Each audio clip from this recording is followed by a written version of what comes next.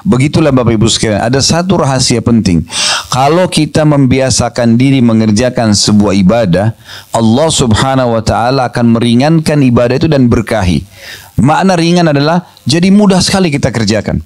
Orang kalau rutin kerjakan sholat malam, rutin sekali dikerjakan sama dia, sudah jadi kebiasaannya. Rasanya nggak nyaman kalau sudah nggak dikerjakan. Karena tiap malam bangun jam 4, tiap malam bangun 2:30 misalnya, sudah rutin dia kerjakan itu. Maka nanti Allah mudahkan, kayak tidak ada beban bagi dia. Justru beban kalau dia tinggalkan. Plus lagi muncul ide-ide yang sangat banyak di jenis ibadah yang sama. Tiba-tiba muncul, saya mau panjangkan berdirinya, saya mau panjangkan rukunya, saya mau panjangkan sujudnya, saya mau baca dari surah ini ke surah ini ya. Kalau pernah dengar Uwais Al-Qarni rahimahullah, seorang ulama tabi'in, beliau saking rutinnya setiap malam sholat malam dan waktunya panjang untuk Tuhannya Allah Subhanahu wa taala, maka beliau pernah menjadikan satu malam semuanya rukunya lama sekali. Semua disempurnakan tentunya, i'tidal, sujud, tapi untuk ruku lama sekali. Karena ada kurang lebih ada 11 macam bacaan ya. Ada banyak sekali, maaf 7 macam bacaan dalam ruku. Itu bisa dibaca masing-masing 11 kali. Jadi cukup panjang. Selama ini kan mungkin orang baca Subhana Rabbil Azim ya. Kan ada Subhana Rabbil Azim wa bihamdi, ada Subuhun Qudusun Rabbul Malaikati war Ruh, ada Subhanadil Jabarut wal Malakut wal Kibriyai wal Azama, ada Subhanakallahumma bihamdika Allahumma gfirli. Ada banyak pilihannya. Bisa dibaca setiap bacaannya tuh 10 sampai 11 kali. Itu yang Nabi SAW biasa lakukan. Nah ini kan masih banyak sunnah yang kita belum kerjakan. Dan sayang sekali gitu. Terbuang-buang waktu tanpa kita menambah kualitas dan kuantitasnya. Jadi jangan terkurung mengatakan sunnah, ya kan? Puasa Senin Kamis terlewatkan begitu saja. Tidak puasa. Kenapa? Ada janjian, ya. Baik, kalau orang janjian memang kenapa? Apa masalahnya? Kan bisa saja janjian sambil puasa kan? Gak ada masalah. Misal contoh, sampai kapan kita nggak mau puasa Senin Kamis? Coba. Sampai ajal datang. Kan berarti banyak sunnah yang ketinggalan. Masalahnya itu. Jadi sering orang terkurung dengan sunnah. Dan kalau tidak dimulai, maka tidak akan pernah kita mulai. Ya? Karena syaitan tidak ingin kita mengerjakan ibadah-ibadah sunnah. Ya. Ada satu kata kunci juga. Orang kalau sudah sibukkan dirinya dengan sunnah, maka yang wajib jadi mudah buat dia. Orang kalau sudah biasa sholat sunnah, wajib itu pasti nggak ketinggalan. Orang kalau biasa puasa sunnah, puasa Ramadan itu mudah sekali buat dia. Kalau sepanjang tahun antum nggak pernah puasa, tiba-tiba Ramadan berat rasanya. Tapi coba kalau orang sudah biasa Senin Kamis, Ayyamul Bid, udah biasa dia. Tiba Ramadan biasa aja. Ya. Orang kalau tidak biasa sedekah, bakhil, pelit, sulit untuk zakat. Hitung zakat pun kayaknya belum tiba waktunya gitu kan. Orang kalau sudah biasa umroh, haji jadi ringan. Karena sunnah itu meringankan dan memudahkan orang untuk mengerjakan yang wajib. Belum lagi banyak sekali keutamaannya. Yang pertama teman-teman sekalian, yang perlu direnungi baik-baik, hadis Bukhari. Kalau orang yang rutin menjaga amalan-amalan sunnah, sholat sunnah, puasa sunnah, zikir, baca Quran, berdoa, sedekah, umroh, semua amalan-amalan sunnah itu, maka kalau rutin kita kerjakan, Allah akan selamatkan pendengaran, penglihatan, kaki dan tangan kita dari kemaksiatan. Itu keutamaan yang luar biasa. Jadi dengan sendirinya mata kita jadi nggak nyaman kalau lihat yang haram, telinga kita jadi nggak nyaman kalau dengar yang haram, tangan kita nggak akan menjamah yang haram, kaki kita tidak akan melangkah yang haram, kemaluan kita tidak sentuh yang haram, karena rutinnya menjaga yang sunnah.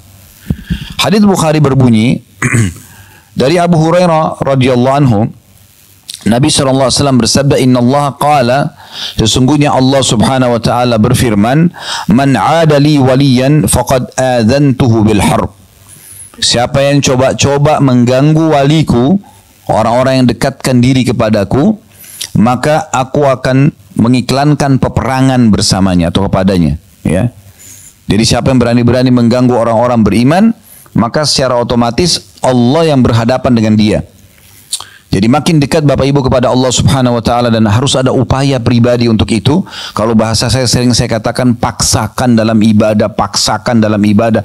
Karena kalau tidak dipaksakan sholat malam, nggak dipaksain puasa, nggak dipaksain zikir pagi petang, baca Quran, nggak bakal terjadi. Karena syaitan mau hari itu, di saat kita masih hidup, tidak tertulis tambahan amal. Target dia itu. Kalau bisa ditinggalkan sama sekali, kalau tidak minimal ada yang berkurang. Maka orang-orang yang berdekatkan diri kepada Allah Subhanahu wa taala ini kalau diganggu, maka tenang saja, Allah akan datangkan tolongan atau pertolongan yang tidak disangka-sangka. Gak usah khawatir soal itu sudah janji. Allah Subhanahu wa taala akan menolong. Kemudian dalam hadis ini dirincikan, untuk menjadi wali Allah, bagaimana caranya supaya kita termasuk orang-orang pilihan Allah Subhanahu wa taala. Orang yang kalau berdoa diijabah. Orang kalau punya permasalahan ditolong dan diberikan jalan keluar. Itu namanya wali Allah. Apa saja yang dia inginkan semua mudah. Tentu nikmat akan dia syukuri dan akan datang melimpah pada dia. Cobaan akan mudah dilalui sama dia. Dan Allah akan berikan perangkat-perangkat agar dia bisa melalui cobaan tersebut. Di sini dalam hadis disebutkan, وَمَا تَقَرَّبَ إِلَيَّ عَبْدِي بِشَيْءٍ أَحَبَّ إِلَيَّ مِمَّا افْتَرَضْتُهُ عَلَيْهِ.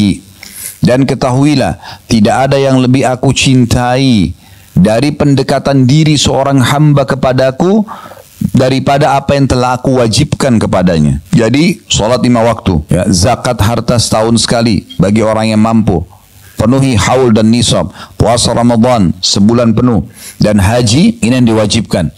Itu yang paling Allah cintai, gitu kan? Kapan kita menjaga kualitasnya dengan baik dan selalu kita tingkatkan, kalau sudah sampai pada tingkat terbaik kita istiqomahkan, maka itu adalah perbuatan yang paling Allah cintai. Ini sebab pertama orang menjadi wali Allah, yang akhirnya siapapun yang mengganggu dia Allah akan tolong gitu. Apapun kebutuhan dia Allah akan penuhi. Masalah apapun yang dihadapi Allah akan pecahkan. Lalu dikatakan, wa ma yazalu 'abdi yataqarrabu ilayya bin nawafil hatta uhibbu. Dan selanjutnya setelah yang wajib, seorang hamba terus mendekatkan diri kepadaku dengan amalan-amalan sunnah sampai aku mencintainya. Jadi ternyata amalan sunnah bisa meraih cinta Allah Subhanahu wa taala. Maka Allah Subhanahu wa taala kalau mencintai seorang hamba, dia akan memuliakannya. Apa saja yang dilakukan, berdoa diijabah, ada masalah terpecahkan, ada orang mau niat jahat sama dia, itu bisa sebelum kena dia pun Allah SWT sudah bisa selamatkan. Berapa banyak orang yang tadinya mau tabrakan gak jadi tabrakan, Allah SWT selamatkan, gitu kan? Atau ada orang ingin mengatur sebuah makar tapi gak jadi, dibatalkan makar tersebut, gitu kan? Kuasa Allah Subhanahu Wa Taala. Maka itu semua dengan amalan-amalan sunnah. Faida ahbabtuhu, kalau aku sudah mencintainya, kata Allah, kuntu sam'ahu alladhi yasma'u bihi, aku akan menjadi pendengarannya, atau aku akan jaga pendengarannya yang dia gunakan untuk mendengar. Jadi akhirnya telinga kita ini hanya dengar yang baik-baik saja, dengarin nasihat, dengarin tilawah Quran, dan merasa nyaman dalam hati dengan itu semua, sehingga selalu kuping ini selalu mau dengar yang baik-baik yang Allah bolehkan. Dan setiap kali dengar yang tidak enak, kebisingan, sesuatu yang berbau maksiat, telinga kita nggak nyaman, rasanya ingin segera kita tinggalkan. Berarti Allah sudah jaga tuh, supaya nanti hari kiamat kupingnya nggak dihisap sama Allah. Karena kalau digunakan fasilitas ini pada maksiat, berarti ingkar nikmat.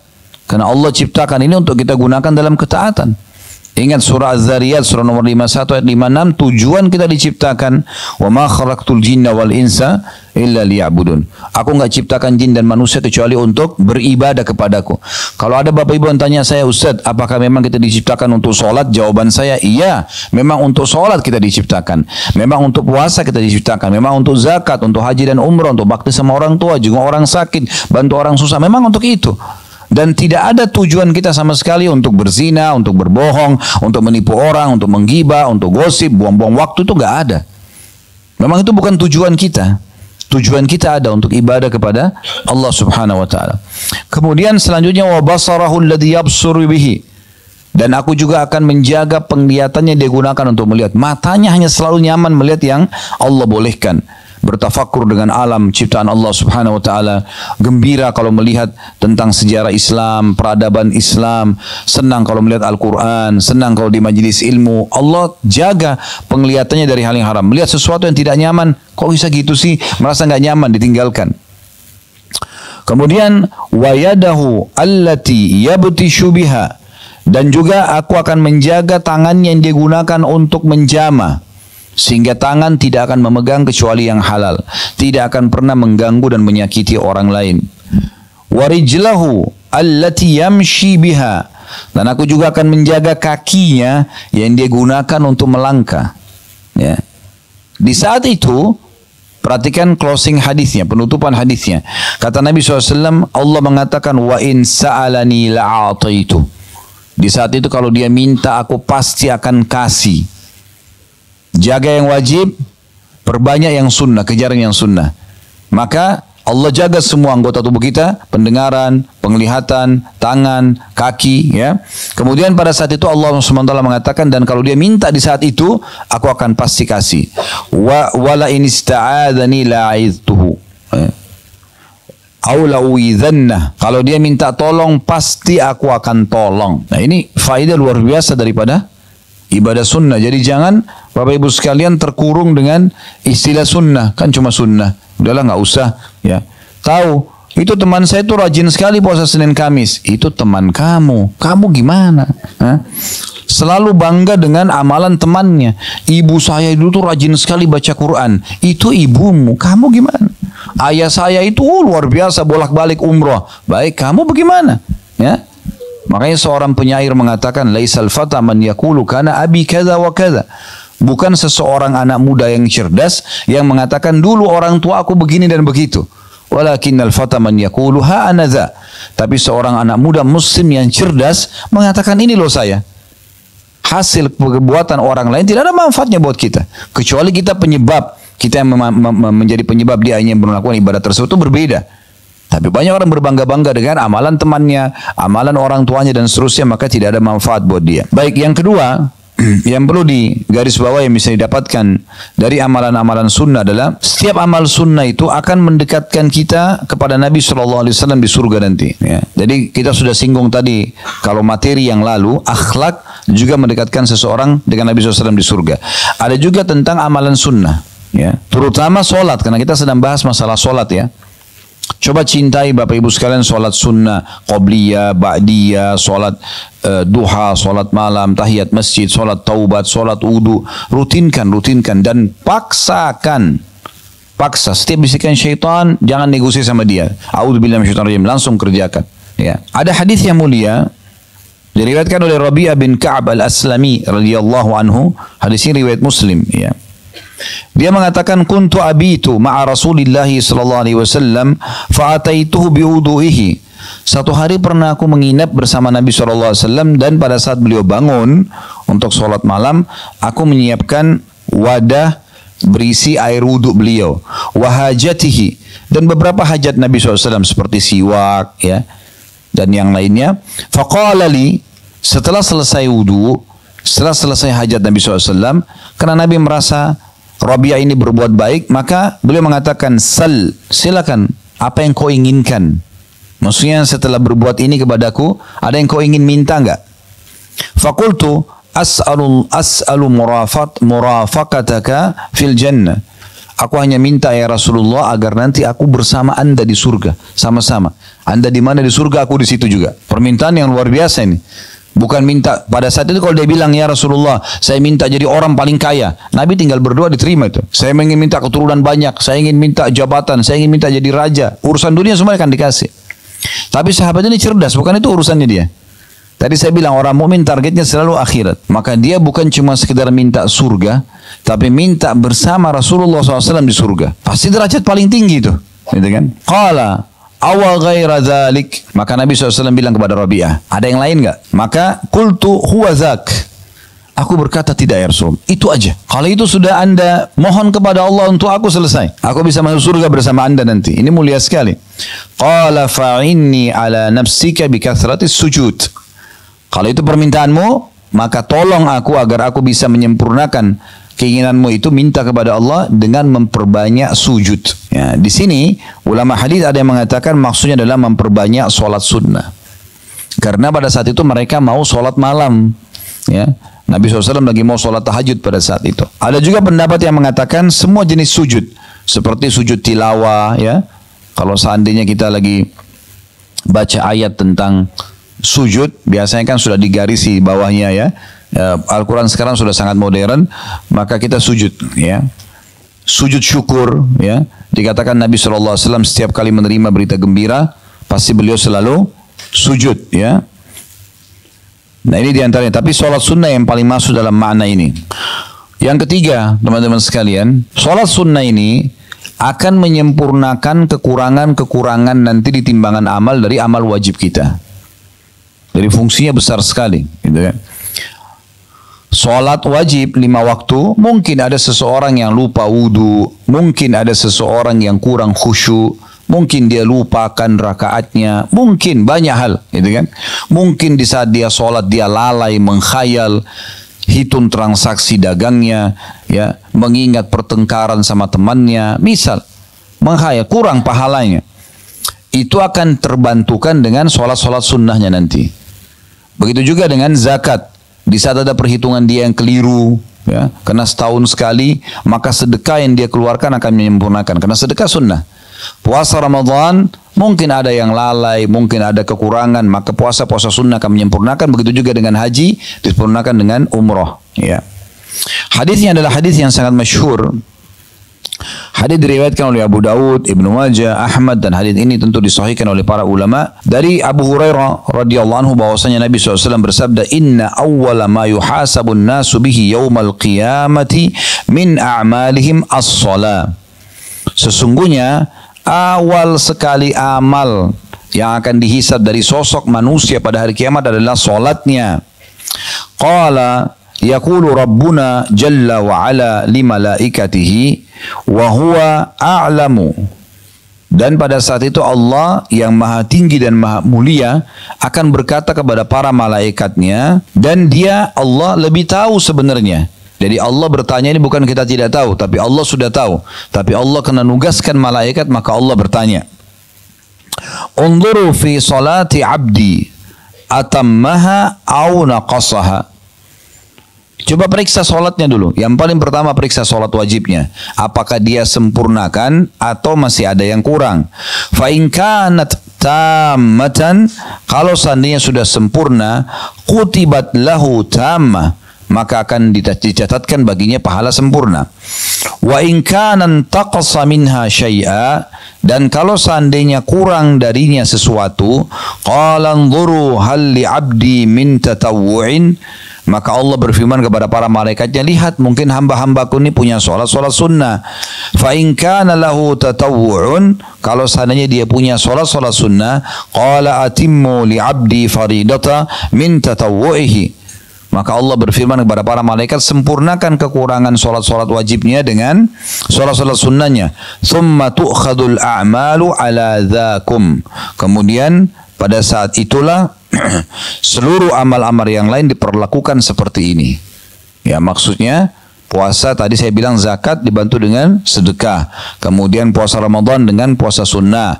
Kemudian ya yang haji dengan umroh, ya. Oleh karena itu ini semua akan sangat membantu kita beribadah, ya. Kemudian juga dia akan menjadi penyebab dihapuskan dosa dan ditinggikan derajat. Wudu akan menggugurkan dosa-dosa, zikir akan menggugurkan dosa-dosa, berdoa, baca Quran, sholat sunnah. Semua amal-amal sunnah ini penyebab pembersihan dosa. Tapi memang yang dibersihkan dosa-dosa kecil, ya. Kalau dosa-dosa besar Bapak Ibu sekalian itu butuh taubat nasuha, kembali kepada Allah dengan jujur. Istighfar, astagfirullah, artinya saya mohon maaf ya Allah. Seperti kalau Bapak Ibu buat salah sama orang, bilang maafin saya ya. Nah itu astagfirullah. Kalau wa atubu ilai, artinya aku janji tidak akan ulangi. Ya, jadi kalau kita bilang astagfirullah wa atubu ilai, ya Allah maafin saya dan saya janji tidak akan ulangi. Makanya Imam Nawawi rahimahullah mengatakan kalau dosa besar seperti zina, berbohong, riba, ini harus dengan tobat nasuha dengan 3 syaratnya. Tinggalkan dosa itu seketika, lagi zina, lagi bohong, lagi riba, berhenti. Yang kedua sesali, yang ketiga janji sama Allah tidak akan mengulangi. Maka insya Allah kalau 3 ini dipenuhi, maka dosa besarnya akan dimaafkan. Baik. Ada lagi satu poin di sini saya ingin titik beratkan Bapak Ibu sekalian. Di saat saya menyebutkan atau teman-teman mendengarkan dari siapapun ustadz-ustadz kita, itu dosa kecil. Jangan terkurung di kata-kata kecilnya. Sama tadi, itu kan cuma sunnah. Nggak boleh terkurung dengan kata sunnahnya sehingga kita tinggalkan. Jangan juga bilang, oh karena dosa kecil berarti boleh saya kerjain. Enggak. Dosa kecil tetap juga akan ada konsekuensi hukuman. Ya, nggak boleh dianggap remeh itu. Kata Nabi SAW, dosa-dosa kecil itu pun kalau menumpuk akan menjadi besar. Ibaratnya ranting-ranting kecil, kalau ditumpukin jadi banyak, dia akan menjadi penyebab datangnya api unggun yang besar. Jadi nggak boleh. Satu dosa kecil, dalam sebuah hadis disebutkan, kalau dikerjakan oleh seorang hamba akan mendatangkan 1 titik hitam di hatinya. Ini bukan dosa besar, dosa kecil, titik hitam. Kalau dia ulangi lagi, titik hitam lagi. Kalau dia ulangi lagi, titik hitam. Nanti bisa hatinya menjadi hitam kelam, bahkan lebih keras daripada batu. Sehingga akhirnya setiap kali ada peringatan dari Allah Subhanahu wa taala apapun sifatnya, maka tidak ada pengaruhnya bagi dia. Berapa banyak orang yang sebaliknya, kata Nabi SAW, kalau orang berbuat amal soleh walaupun sunnah, apalagi yang wajib sunnah, maka Allah titikkan dalam hatinya titik cahaya yang terang. Kalau dia buat lagi sunnah, titik cahaya yang terang. Terus begitu sampai hatinya menjadi terang benderang. Dan di saat itu dia akan sangat peka. Sedikit lihat fenomena alam saja sudah ketakutan dia, jangan sampai Allah hukum nih. Jadi orang-orang mukmin itu kalau hatinya sudah tersentuh dengan cahaya keimanan karena amal soleh yang dia kerjakan, maka akan memudahkan dia, Bapak Ibu sekalian, ya, untuk peka sekali, ya. Kadang-kadang hanya sekedar melihat sebuah nikmat, mungkin dia lagi dahaga, lalu dia minum dapat air es dingin, hilang dahaganya, dia bisa tetesin air mata tuh. Ya Allah, nikmatnya ini Allah kasih gitu, karena pekahnya hatinya gitu. Seperti itu, luar biasa. Orang kalau hatinya bersih karena amal soleh, penuh dengan cahaya, bahkan bisa menerangi orang lain.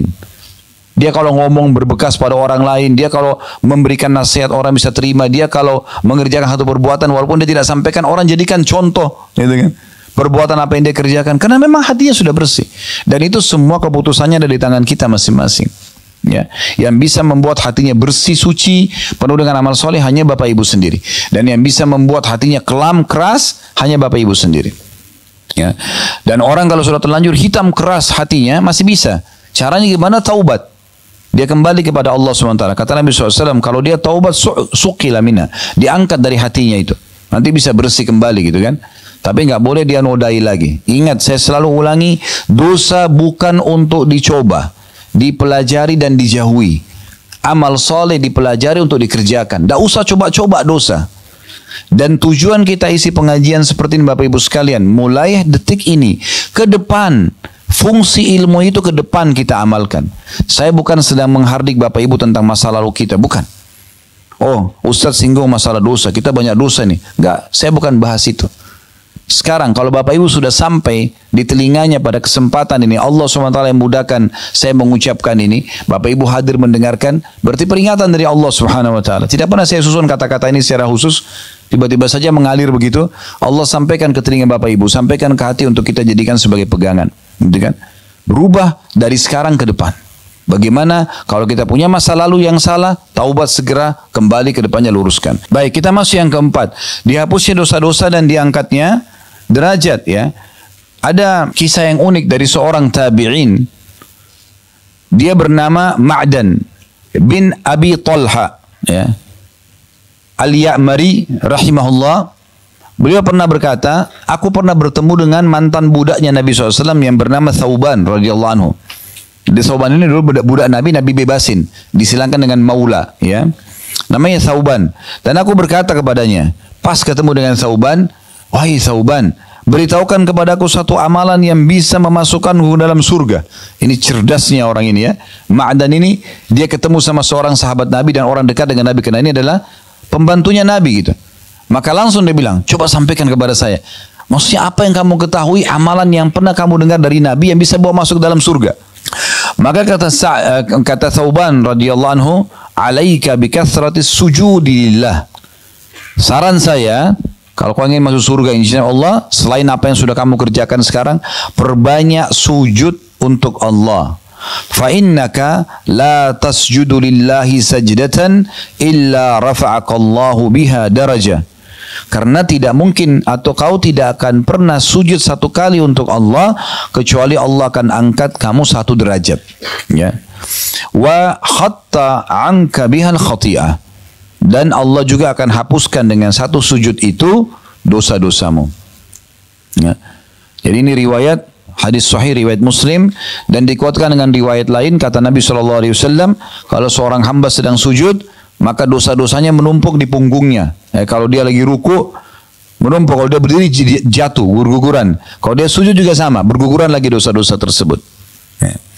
Nah, riwayat ini menjelaskan kepada kita, Bapak Ibu sekalian, bagaimana amalan sunnah, memperbanyak sunnah, maksudnya adalah sujud sunnah, ya.